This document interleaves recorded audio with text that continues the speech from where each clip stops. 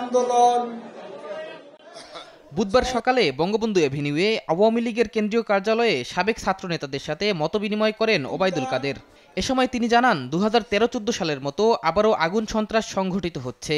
হুঁশিয়ারি করেন এ ঘটনায় ছাড় পাবে না কেউ। বাংলাদেশে যে নষ্ট রাজনীতি, সাম্প্রদায়িক রাজনীতি, জঙ্গিবাদী রাজনীতি প্রবর্তন করেছিল তার ব্যাকগ্রাউন্ড আমাদের জানতে হবে। এই অপশক্তিকে যে কোনো মূল্যে আমাদের প্রতিরোধ করতে হবে। ভেদাভেদ ভুলে সহিংসতার বিরুদ্ধে সবাইকে ঐক্যবদ্ধ হওয়ার আহ্বান জানান আওয়ামী লীগ সাধারণ সম্পাদক।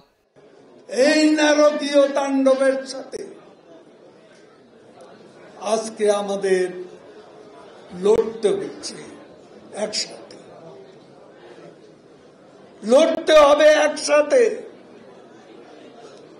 মান অভিমান সব ভুলে যেতে হবে।